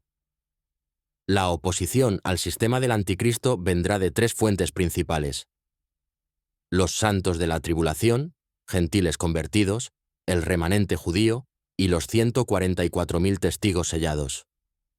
Los santos de la tribulación serán aquellos que se conviertan a Cristo después del arrebatamiento, pero antes del fin de los 7 años. Muchos de estos serán martirizados por su fe. Apocalipsis 7, verso 14, los describe como aquellos que vienen de gran tribulación, y han lavado sus ropas y las han emblanquecido en la sangre del Cordero. Su testimonio será poderoso precisamente porque vendrá en medio del sistema más opresivo que el mundo haya conocido. Preferirán la muerte antes que la marca de la bestia, y su fidelidad hasta la muerte convertirá a muchos otros. El remanente judío será preservado sobrenaturalmente en el desierto durante los últimos 3 años y medio de la tribulación. Desde este refugio orarán fervientemente por la venida de su Mesías, cumpliendo finalmente las palabras de Jesús en Mateo 23, verso 39. Porque os digo que desde ahora no me veréis hasta que digáis: bendito el que viene en el nombre del Señor. La caída del Anticristo será súbita, decisiva y sobrenatural. No será derrotado por ejércitos humanos, sino por la sola palabra del Rey de Reyes. Segunda de Tesalonicenses 2, verso 8, describe su fin. Y entonces se manifestará aquel inicuo, a quien el Señor matará con el espíritu de su boca y destruirá con el resplandor de su venida. Una palabra de Jesús será suficiente para terminar el reino más poderoso que el mundo haya conocido. Apocalipsis 19, verso 20, nos dice que la bestia fue apresada y con ella el falso profeta que había hecho delante de ella las señales, con las cuales había engañado a los que recibieron la marca de la bestia y habían adorado su imagen. Estos dos fueron lanzados vivos dentro de un lago de fuego que arde con azufre. El Anticristo y el falso profeta serán los primeros seres humanos lanzados al lago de fuego. Incluso el diablo no será enviado allí hasta después del milenio. Esto muestra la magnitud de su culpabilidad ante Dios. Hermanos queridos, al estudiar estas profecías sobre el Anticristo y su sistema mundial, debemos recordar varios puntos cruciales para nuestros tiempos. Primero, no estaremos aquí para ver su revelación completa. La Iglesia será arrebatada antes de que se manifieste plenamente. Pero podemos ver las estructuras que usará siendo establecidas en nuestros días. Gobierno mundial, economía global, religión universal y tecnología de vigilancia total. Segundo, estas profecías deben motivarnos a evangelizar con urgencia. Cada persona que conocemos enfrentará la decisión de recibir la marca de la bestia o mantener su fidelidad a Cristo. Aquellos que no hayan tomado una decisión por Cristo antes del arrebatamiento enfrentarán presiones inimaginables durante la tribulación. Tercero, debemos resistir cualquier movimiento hacia un sistema de identificación o control que se asemeje a lo que las Escrituras describen sobre la marca de la bestia. Aunque no estaremos aquí cuando se implemente completamente, debemos ser vigilantes sobre los sistemas que podrían preparar el camino. Y finalmente, estas profecías deben llenarnos de esperanza. Por muy poderoso que sea el anticristo, por muy completo que sea su control, por muy terribles que sean sus persecuciones, su reino durará solo 7 años. Cristo es el Rey eterno, y su reino no tendrá fin. El anticristo representa lo mejor que la humanidad puede producir apartada de Dios: inteligencia brillante, carisma natural, poder político supremo y capacidad organizacional extraordinaria. Pero todo eso no será nada ante la gloria del Hijo de Dios. Ven, Señor Jesús, llévanos a casa antes de que aparezca el hombre de pecado. Y que tu reino de justicia reemplace para siempre los reinos diabólicos de este mundo. Capítulo 6. El reino milenial de Cristo. Amados hermanos en Cristo, después de caminar a través de los valles sombríos de la tribulación y contemplar los horrores del reino del anticristo, llegamos ahora a uno de los temas más gloriosos y esperanzadores de toda la Biblia: el reino milenial de nuestro Señor Jesucristo. Este es el reino que los santos del Antiguo Testamento anhelaron ver, el reino que los discípulos esperaban que Jesús estableciera en su primera venida, y el reino que finalmente será establecido con poder y gran gloria. El término milenio viene de la palabra latina que significa 1000 años, y se refiere al período de 1000 años cuando Cristo reinará personalmente sobre la tierra desde Jerusalén. Este no es un reino espiritual invisible, sino un reino literal, físico, donde Jesús gobernará con vara de hierro sobre todas las naciones de la tierra. Apocalipsis 20, versos 4 al 6, nos da la descripción más clara de este período. Y vi tronos, y se sentaron sobre ellos los que recibieron facultad de juzgar. Y vi las almas de los decapitados por causa del testimonio de Jesús y por la palabra de Dios, los que no habían adorado a la bestia ni a su imagen, y que no recibieron la marca en sus frentes ni en sus manos. Y vivieron y reinaron con Cristo 1000 años. Pero los otros muertos no volvieron a vivir hasta que se cumplieron 1000 años. Esta es la primera resurrección. Bienaventurado y santo el que tiene parte en la primera resurrección. La segunda muerte no tiene potestad sobre estos, sino que serán sacerdotes de Dios y de Cristo, y reinarán con él 1000 años. El establecimiento del reino milenial comenzará inmediatamente después de la segunda venida de Cristo y la batalla de Armagedón. No habrá período de transición. Cuando Jesús ponga sus pies en el monte de los Olivos, su reino será establecido instantáneamente. Zacarías 14, verso 9, profetiza este momento: y Jehová será rey sobre toda la tierra. En aquel día Jehová será uno, y uno su nombre. No será simplemente rey sobre Israel, sino sobre toda la tierra habitada. Cada nación, cada pueblo, cada lengua estará bajo su autoridad directa. El profeta Daniel vio este reino en su visión del capítulo 7, verso 14. Y le fue dado dominio, gloria y reino, para que todos los pueblos, naciones y lenguas le sirvieran. Su dominio es dominio eterno, que nunca pasará, y su reino uno que no será destruido. Imagínate ese momento glorioso cuando los cielos se abran y Cristo descienda con poder y gran gloria, acompañado por millones de santos glorificados y huestes angélicas. Los ejércitos rebeldes de la tierra serán destruidos con una palabra de su boca. El anticristo y el falso profeta serán lanzados vivos al lago de fuego. Satanás será atado y encerrado en el abismo por 1000 años. La naturaleza del reino será teocrática, con Cristo como el Rey absoluto y los santos glorificados como sus administradores en diversos niveles de autoridad. Isaías 9, verso 7, describe la naturaleza de su gobierno. Lo dilatado de su imperio y la paz no tendrán límite, sobre el trono de David y sobre su reino, disponiéndolo y confirmándolo en juicio y en justicia desde ahora y para siempre. Será un reino de paz perfecta, justicia absoluta y prosperidad universal. Los santos glorificados, tanto los del Antiguo Testamento como los de la era de la Iglesia, reinarán junto con Cristo en diversos niveles de autoridad. Algunos gobernarán sobre 10 ciudades, otros sobre 5, dependiendo de su fidelidad durante su vida terrenal.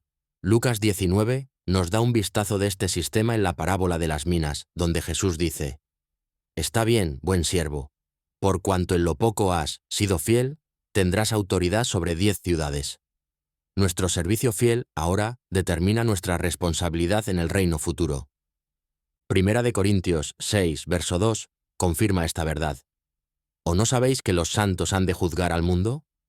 No solo reinaremos con Cristo, participaremos activamente en la administración de justicia y gobierno en su reino terrenal.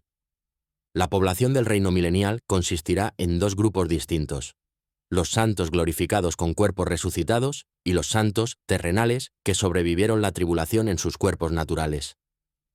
Los santos glorificados incluirán a todos los creyentes del Antiguo Testamento que serán resucitados en la segunda venida, todos los santos de la era de la Iglesia que fueron arrebatados, y todos los mártires de la tribulación que murieron por su fe en Cristo. Los santos terrenales serán aquellos gentiles que sobrevivieron la tribulación sin recibir la marca de la bestia y que ayudaron al pueblo judío durante la persecución final. Jesús los describe en Mateo 25 como las ovejas que serán separadas de las cabras en el juicio de las naciones. También incluirá al remanente judío que fue preservado sobrenaturalmente en el desierto durante los últimos 3 años y medio de la tribulación. Estos finalmente reconocerán a Jesús como su Mesías y entrarán en el reino en cuerpos naturales, capaces de matrimonio y procreación. La capital del reino será Jerusalén, pero será una Jerusalén transformada, expandida y elevada física y geográficamente por encima de todas las otras ciudades de la tierra. Isaías 2, versos 2 y 3, profetiza sobre esta transformación. Y acontecerá en lo postrero de los tiempos, que será confirmado el monte de la casa de Jehová como cabeza de los montes, y será exaltado sobre los collados, y correrán a él todas las naciones. Y vendrán muchos pueblos, y dirán: Venid, y subamos al monte de Jehová, a la casa del Dios de Jacob, y nos enseñará sus caminos, y caminaremos por sus sendas. Porque de Sión saldrá la ley, y de Jerusalén la palabra de Jehová. Miqueas 4, verso 1, confirma esta profecía casi palabra por palabra. Jerusalén no solo será la capital política del mundo, sino también su centro religioso y educativo. Todas las naciones enviarán representantes para aprender los caminos de Dios directamente del Rey de Reyes. La ciudad será expandida dramáticamente. Zacarías 14, verso 10, describe cómo toda la tierra se volverá como llanura, desde Geba hasta Rimón al sur de Jerusalén, y ésta será enaltecida y habitará en su lugar. La topografía misma de Israel será alterada sobrenaturalmente para acomodar la nueva capital mundial. El templo milenial será una estructura magnífica que eclipsará tanto el templo de Salomón como el templo de Herodes. Ezequiel dedica 9 capítulos completos, 40 al 48, a describir este templo futuro con detalles arquitectónicos precisos. Este templo será mucho más grande que cualquier templo anterior. Sus dimensiones exteriores serán aproximadamente 1 milla cuadrada y la estructura interna será proporcionalmente masiva. Será visible desde grandes distancias y servirá como el centro de adoración para todo el mundo. Pero a diferencia del templo del Antiguo Testamento, este templo no tendrá lugar santísimo separado por un velo. Cristo mismo estará presente físicamente, y su gloria llenará todo el edificio. Los sacrificios que se ofrecerán no serán para expiación. Esa obra fue completada para siempre en la cruz, sino como memoriales de la gran salvación lograda por el Cordero de Dios. Ezequiel 43, versos 4 y 5, describe la gloria que llenará este templo. Y la gloria de Jehová entró en la casa por la vía de la puerta que daba hacia el oriente. Y me alzó el espíritu, y me llevó al atrio interior, y he aquí que la gloria de Jehová llenó la casa. La transformación ecológica de la tierra será una de las características más asombrosas del reino milenial. La maldición que cayó sobre la creación por el pecado de Adán será levantada parcialmente, y la tierra florecerá como nunca antes desde el jardín del Edén. Isaías 35 presenta una descripción poética hermosa de esta transformación. Se alegrarán el desierto y la soledad. El yermo se gozará y florecerá como la rosa. Florecerá profusamente, y también se alegrará y cantará con júbilo. La gloria del Líbano le será dada, la hermosura del Carmelo y de Sarón.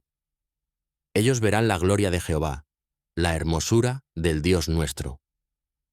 Los desiertos se convertirán en jardines. Las tierras áridas fluirán con agua. Los lugares desolados florecerán con vegetación abundante. La productividad agrícola será tan grande que el que ara alcanzará al segador y el pisador de las uvas al que lleve la simiente. Amós 9:13. Incluso el reino animal será transformado. Isaías 11, versos 6 al 9, describe esta transformación. Morará el lobo con el cordero, y el leopardo con el cabrito se acostará. El becerro y el león y la bestia doméstica andarán juntos, y un niño los pastoreará. La vaca y la osa pacerán, sus crías se echarán juntas, y el león, como el buey, comerá paja. Y el niño de pecho jugará sobre la cueva del áspid, y el recién destetado extenderá su mano sobre la caverna de la víbora.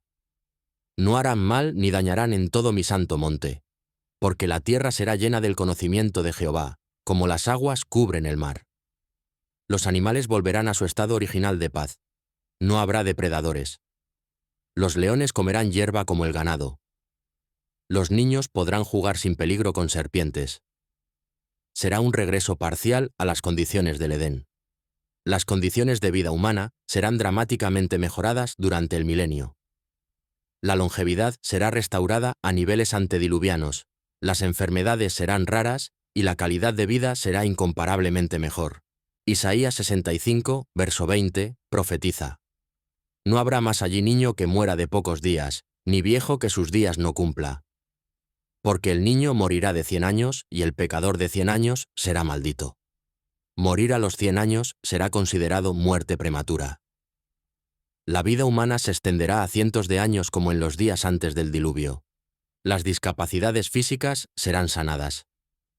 Isaías 35, versos 5 y 6, prometen. Entonces los ojos de los ciegos serán abiertos, y los oídos de los sordos se abrirán. Entonces el cojo saltará como un ciervo, y cantará la lengua del mudo. No habrá hospitales para enfermedades crónicas porque Christ, el gran médico, estará presente personalmente. La depresión, la ansiedad y la desesperanza serán eliminadas. Isaías 61, verso 3, habla de dar óleo de gozo en lugar de luto, manto de alegría en lugar del espíritu angustiado. La presencia física de Cristo traerá gozo y paz que el mundo nunca ha conocido.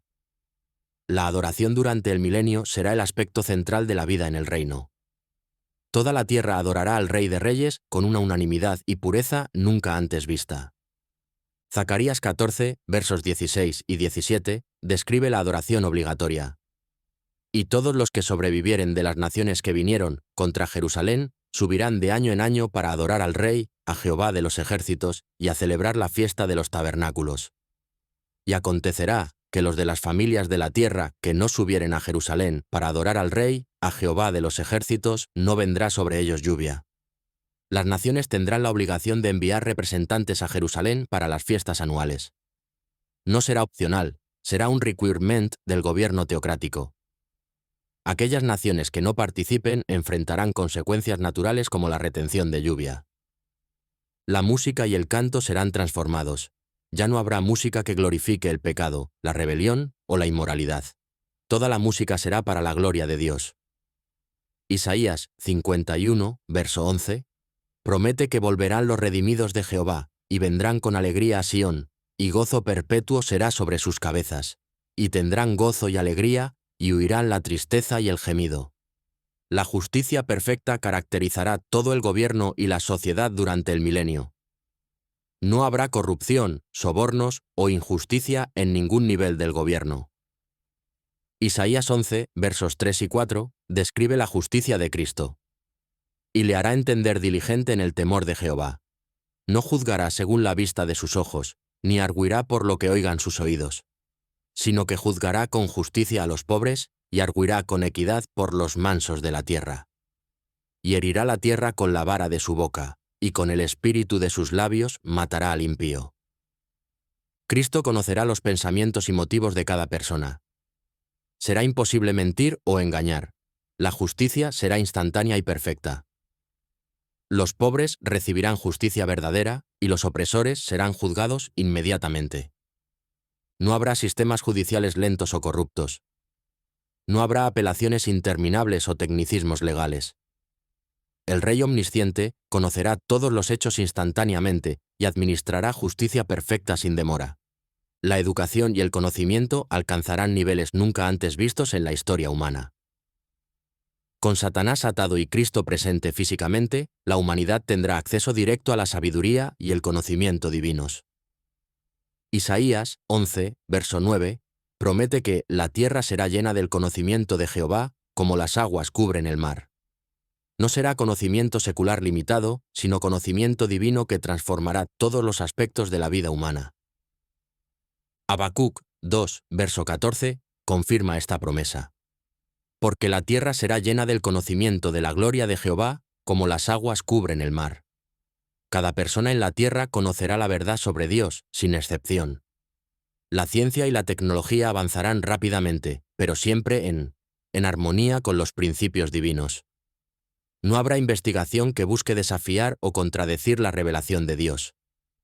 Todo conocimiento será integrado con la verdad espiritual. Las relaciones internacionales serán transformadas completamente. La guerra será abolida, y las naciones vivirán en paz perfecta bajo el gobierno directo de Cristo. Isaías 2, verso 4, presenta la famosa profecía. Y volverán sus espadas en rejas de arado, y sus lanzas en hoces. No alzará espada nación contra nación, ni se ensayarán más para la guerra. Los presupuestos militares serán convertidos para propósitos productivos. Las fábricas de armas se convertirán en fábricas de equipos agrícolas. Miqueas 4, verso 3, añade, y él será el árbitro entre muchos pueblos, y corregirá a naciones poderosas hasta muy lejos. Cristo personalmente mediará cualquier disputa entre naciones. No habrá necesidad de las Naciones Unidas o tribunales internacionales porque el Rey de Reyes estará presente para resolver todos los conflictos. Las fronteras nacionales permanecerán, pero sin hostilidad. Los pasaportes serán para identificación, no para restricción. El comercio internacional florecerá sin barreras artificiales o políticas comerciales injustas. El crecimiento de la población durante el milenio será extraordinario. Con longevidad extendida, ausencia de guerras y condiciones de vida ideales, la población mundial se multiplicará dramáticamente. Jeremías 30, verso 19, profetiza. Y saldrá de ellos acción de gracias y voz de regocijo. Y los multiplicaré, y no serán disminuidos, los glorificaré, y no serán menoscabados. La población crecerá exponencialmente durante los 1000 años. Esto creará una situación interesante. Al final del milenio, habrá miles de millones de personas que habrán nacido durante este período de paz y prosperidad. Nunca habrán experimentado guerra, enfermedad, injusticia o las tentaciones de Satanás. Sin embargo, muchos de ellos no habrán hecho una decisión genuina de corazón por Cristo, sino que simplemente habrán vivido bajo su gobierno externo. La liberación final de Satanás ocurrirá al final de los 1000 años para probar los corazones de aquellos que nacieron durante el milenio. Apocalipsis 20, versos 7 y 8, describe este evento final. Cuando los 1000 años se cumplan, Satanás será suelto de su prisión y saldrá a engañar a las naciones que están en los 4 ángulos de la tierra, a Gog y a Magog, a fin de reunirlos para la batalla, el número de los cuales es como la arena del mar. Sorprendentemente, después de 1000 años de gobierno perfecto de Cristo, millones de personas seguirán a Satanás en una rebelión final contra el Rey de Reyes. Esto demuestra que el corazón humano es tan desesperadamente malvado que incluso las mejores condiciones externas no pueden cambiarlo sin una transformación sobrenatural interna. Esta rebelión será rápidamente aplastada. Apocalipsis 20, verso 9, dice: Y subieron sobre la anchura de la tierra y rodearon el campamento de los santos y la ciudad amada. Y de Dios descendió fuego del cielo, y los devoró. Un solo acto de juicio divino terminará la rebelión final. Entonces, Satanás será lanzado al lago de fuego para unirse al anticristo y al falso profeta, donde serán atormentados día y noche por los siglos de los siglos. Apocalipsis 20:10. La transición a la eternidad marcará el final del reino milenial y el comienzo del estado eterno. Segunda de Pedro 3, versos 10 al 13, describe la purificación final de la tierra. Pero el día del Señor vendrá como ladrón en la noche, en el cual los cielos pasarán con grande estruendo, y los elementos ardiendo serán deshechos, y la tierra y las obras que en ella hay serán quemadas. Pero nosotros esperamos, según sus promesas, cielos nuevos y tierra nueva, en los cuales mora la justicia. La tierra actual será purificada por fuego divino, no destruida completamente, sino renovada y recreada para la habitación eterna. Apocalipsis 21, verso 1, confirma: Vi un cielo nuevo y una tierra nueva, porque el primer cielo y la primera tierra pasaron.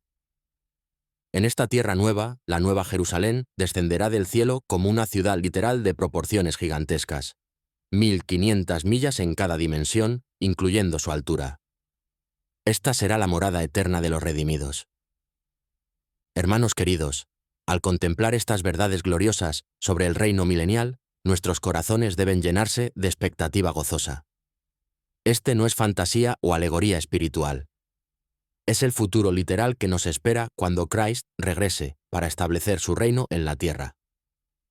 Pero hasta que llegue ese día glorioso, tenemos trabajo que hacer. Cada alma que ganemos para Cristo ahora reinará con nosotros entonces. Cada acto de servicio fiel ahora determinará nuestra responsabilidad en el reino futuro. Cada sacrificio que hacemos por el Evangelio ahora será recompensado abundantemente en aquel día. Jesús mismo nos enseñó a orar: Venga tu reino. Hágase tu voluntad como en el cielo, así también en la tierra. Mateo 6:10. Durante casi 2000 años, los cristianos han orado esta oración. Un día, esa oración será respondida completamente cuando Christ establezca su reino de justicia, paz y gozo en la tierra. ¡Qué privilegio será reinar con Cristo durante estos 1000 años gloriosos! ¡Qué gozo participar en la administración de su reino perfecto! ¡Qué honor servir como sus representantes mientras Él transforma la tierra en un paraíso de justicia y paz! Ven pronto, Señor Jesús. Establece tu reino. Que tu voluntad se haga en la tierra como en el cielo. Capítulo 7. El juicio final y la eternidad. Amados hermanos en Cristo, llegamos ahora al capítulo final de la historia humana tal como la conocemos, y al comienzo de la eternidad sin fin. Después de caminar a través de los valles de la tribulación y las alturas gloriosas del reino milenial, nos enfrentamos ahora a las realidades más solemnes y más gloriosas de toda la revelación divina: el juicio final de toda la humanidad y la entrada en el estado eterno. Estos eventos marcan el final definitivo de la historia temporal y el comienzo de la existencia eterna. No habrá más oportunidades, no más decisiones que cambien destinos, no más esperanza para aquellos que han rechazado la salvación. Los destinos eternos quedarán sellados para siempre. Es crucial entender que hay múltiples juicios descritos en las Escrituras, cada uno con propósitos diferentes y audiencias diferentes. No debemos confundir estos juicios si queremos entender correctamente el plan profético de Dios. El juicio del tribunal de Cristo es exclusivamente para los creyentes y ocurrirá inmediatamente después del arrebatamiento en el cielo, mientras la tribulación se desarrolla en la tierra. Segunda de Corintios 5, verso 10, establece la realidad de este juicio. Porque es necesario que todos nosotros comparezcamos ante el tribunal de Cristo, para que cada uno reciba según lo que haya hecho mientras estaba en el cuerpo, sea bueno o sea malo. Este no será un juicio para determinar salvación o condenación. Todos los que comparezcan ante el tribunal de Cristo ya son salvos eternamente por la gracia de Dios a través de la fe en Jesucristo. Este será un juicio para determinar recompensas y responsabilidades en el reino eterno. Primera de Corintios 3, versos 12 al 15, describe la naturaleza de este examen. Y si sobre este fundamento alguno edificare oro, plata, piedras preciosas, madera, heno, hojarasca, la obra de cada uno se hará manifiesta. Porque el día la declarará, pues por el fuego será revelada. Y la obra de cada uno cuál sea, el fuego la probará. Si permaneciere la obra de alguno que sobreedificó, recibirá recompensa. Si la obra de alguno se quemare, él sufrirá pérdida, si bien él mismo será salvo, aunque así como por fuego. Imagínate ese momento cuando toda tu vida cristiana sea examinada por los ojos omniscientes de Cristo. Cada palabra pronunciada, cada pensamiento albergado, cada acción realizada, cada oportunidad aprovechada o desperdiciada será evaluada no solo por su apariencia externa, sino por los motivos del corazón. Algunas obras que parecieron grandes a los ojos humanos serán reveladas como madera, heno, hojarasca, porque fueron hechas por motivos egoístas, para gloria personal o sin la dependencia del Espíritu Santo. Estas obras serán consumidas completamente y no generarán recompensa eterna. Otras obras que parecieron pequeñas e insignificantes a los ojos del mundo serán reveladas como oro, plata, piedras preciosas, porque fueron hechas con amor genuino hacia Cristo, en dependencia del Espíritu Santo y para la gloria de Dios. Un vaso de agua fría, dado en el nombre de Jesús, puede brillar más que sermones predicados con elocuencia pero sin amor. Las recompensas del tribunal de Cristo determinarán nuestras responsabilidades y privilegios durante toda la eternidad. No todas las personas en el cielo tendrán la misma responsabilidad o los mismos privilegios, aunque todos tendrán gozo perfecto y satisfacción completa. Las Escrituras mencionan al menos 5 coronas específicas que serán otorgadas a los creyentes fieles. La corona de vida. Santiago 1:12, Apocalipsis 2:10. Será para aquellos que soportaron pruebas y tentaciones con fidelidad, especialmente aquellos que sufrieron persecución o martirio por su fe en Cristo. La corona de justicia, 2 Timoteo 4:8, será para aquellos que amaron la aparición de Cristo y vivieron en expectativa constante de su regreso, manteniendo sus vidas santas porque esperaban verlo en cualquier momento. La corona de gloria, 1 Pedro 5:4, será para los pastores y líderes espirituales que apacentaron el rebaño de Dios con integridad, no por ganancia deshonesta, sino por amor genuino hacia las almas. La corona incorruptible, primera carta a los Corintios 9:25, será para aquellos que corrieron la carrera cristiana con disciplina y perseverancia, manteniendo el control de sus cuerpos y apetites para ganar la recompensa eterna. La corona de gozo, primera a Tesalonicenses 2:19, será para los ganadores de almas que invirtieron sus vidas en traer otros al conocimiento salvador de Jesucristo. Pero aquí está la parte más hermosa. Apocalipsis 4, verso 10, nos dice que los 24 ancianos postraron sus coronas delante del trono, diciendo: Señor, digno eres de recibir la gloria y la honra y el poder. Nuestras recompensas eternas no serán para nuestro orgullo personal, sino para honrar y glorificar a aquel que nos redimió con su sangre preciosa. El juicio de las naciones ocurrirá en la tierra inmediatamente después de la segunda venida de Cristo y antes del establecimiento del reino milenial. Mateo 25, versos 31 al 46, contiene la descripción más detallada de este juicio, conocido también como el juicio de las ovejas y las cabras. Cuando el Hijo del Hombre venga en su gloria, y todos los santos ángeles con él, entonces se sentará en su trono de gloria, y serán reunidas delante de él todas las naciones, y apartará los unos de los otros, como aparta el pastor las ovejas de los cabritos, y pondrá las ovejas a su derecha y los cabritos a su izquierda. Este juicio determinará quién de los supervivientes de la tribulación entrará en el reino milenial en cuerpos naturales. Los criterios aparentes son las obras, específicamente cómo trataron al pueblo judío durante la persecución final de la tribulación. Las ovejas son aquellos gentiles que, a riesgo de sus propias vidas, ayudaron, alimentaron, visitaron y protegieron a los judíos durante los años terribles del dominio del Anticristo. Su bondad hacia los más pequeños de estos mis hermanos, los judíos, reveló la condición de sus corazones. Los cabritos son aquellos que, ya sea por cobardía, antisemitismo o lealtad al Anticristo, rechazaron ayudar al pueblo escogido de Dios durante su hora más oscura. Su falta de compasión reveló la ausencia de vida espiritual genuina. Es importante entender que las obras en este juicio no son la base de la salvación, sino la evidencia de ella. Como Santiago enseñó, la fe sin obras está muerta. Aquellos que verdaderamente creyeron durante la tribulación demostraron su fe mediante actos de amor sacrificial. El gran trono blanco es el juicio final y más solemne de todos. Ocurrirá después del milenio, después de la rebelión final de Satanás, y marcará el final absoluto de toda oportunidad de salvación.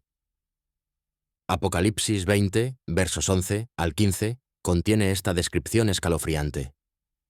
Y vi un gran trono blanco y al que estaba sentado en él, de delante del cual huyeron la tierra y el cielo, y ningún lugar se encontró para ellos. Y vi a los muertos, grandes y pequeños, de pie ante Dios. Y los libros fueron abiertos, y otro libro fue abierto, el cual es el libro de la vida. Y fueron juzgados los muertos por las cosas que estaban escritas en los libros según sus obras. Y el mar entregó los muertos que había en él, y la muerte y el Hades entregaron los muertos que había en ellos, y fueron juzgados cada uno según sus obras. Y la muerte y el Hades fueron lanzados al lago de fuego. Esta es la muerte segunda. Y el que no se halló inscrito en el libro de la vida fue lanzado al lago de fuego. Este será el juicio de todos los inconversos de todas las edades. Desde Caín hasta el último rebelde del milenio, cada persona que murió sin Cristo comparecerá ante este trono para recibir su sentencia eterna. El trono es descrito como blanco, simbolizando la pureza absoluta y la justicia perfecta del que se sienta en él. No habrá parcialidad, corrupción o error en este tribunal. El juez omnisciente conoce todos los hechos, todos los pensamientos y todas las circunstancias perfectamente. Hermanos, la solemnidad de esta escena debería hacer temblar nuestros corazones. Imagínense, miles de millones de seres humanos, grandes y pequeños, reyes y mendigos, intelectuales y analfabetos, todos de pie ante el trono de Dios para dar cuenta de sus vidas. 2 conjuntos de libros serán abiertos. Primero, los libros que contienen el registro completo de cada pensamiento, palabra y acción de cada vida humana. Nada ha sido olvidado. Cada secreto será revelado. Cada motivo será expuesto. La memoria perfecta de Dios ha preservado cada detalle. Segundo, el libro de la vida, que contiene los nombres de todos aquellos que han sido redimidos por la sangre del Cordero.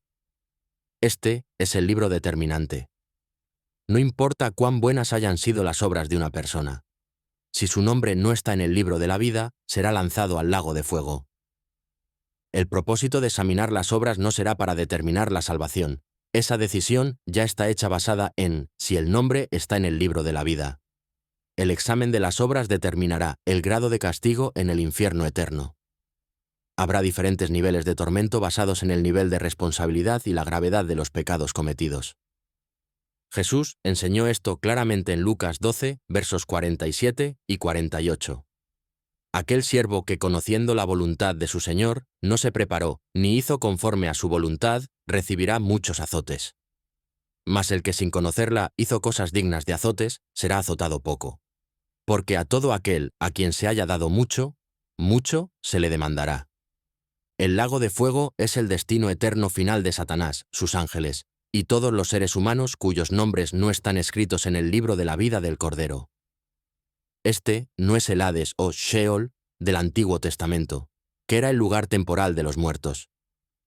El lago de fuego es la prisión eterna final, de la cual no hay liberación jamás.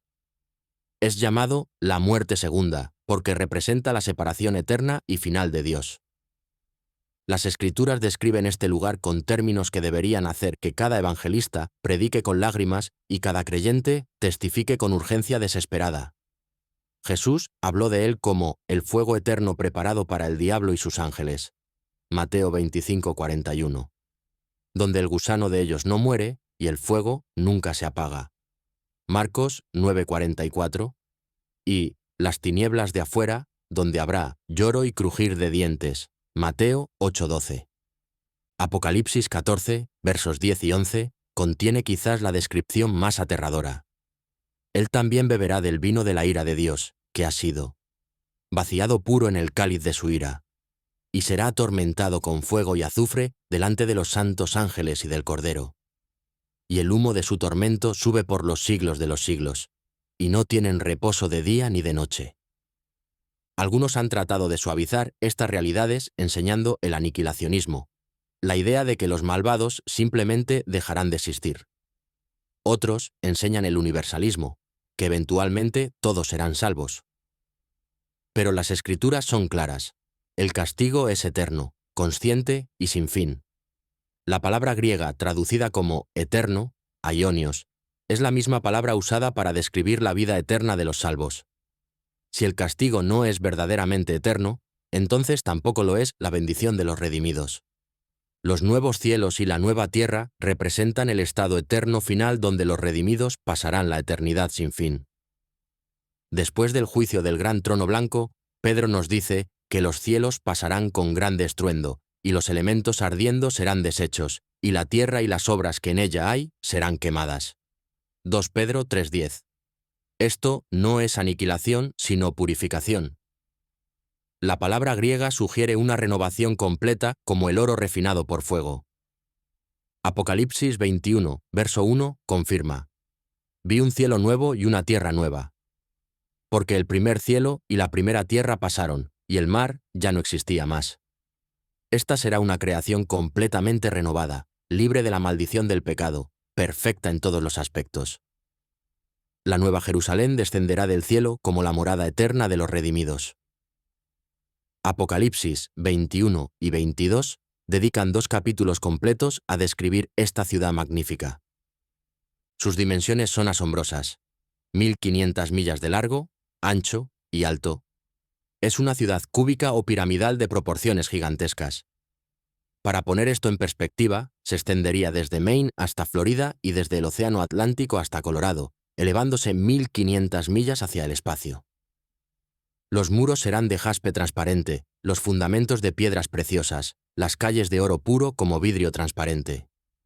Las puertas serán perlas gigantescas, cada una formada de una sola perla.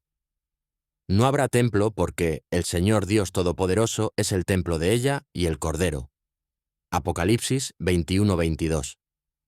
No habrá sol ni luna porque la gloria de Dios la ilumina y el Cordero es su lumbrera. Apocalipsis 21-23. La luz de la gloria divina proporcionará iluminación perfecta y constante. El río de agua de vida procederá del trono de Dios y del Cordero, y el árbol de la vida dará 12 frutos diferentes, uno cada mes. Las hojas del árbol serán para la sanidad de las naciones, no porque habrá enfermedad, sino porque mantendrán la salud perfecta eternamente. Las actividades eternas de los redimidos no serán aburridas o monótonas, sino llenas de gozo, descubrimiento y servicio significativo. Apocalipsis 22, verso 3, nos dice que sus siervos le servirán. La eternidad no será ociosidad infinita, sino servicio gozoso al Rey del universo. Tendremos responsabilidades eternas, proyectos que desarrollar, misterios divinos que explorar. Primera de Corintios 2, verso 9, cita Isaías. Cosas que ojo no vio, ni oído oyó, ni han subido en corazón de hombre.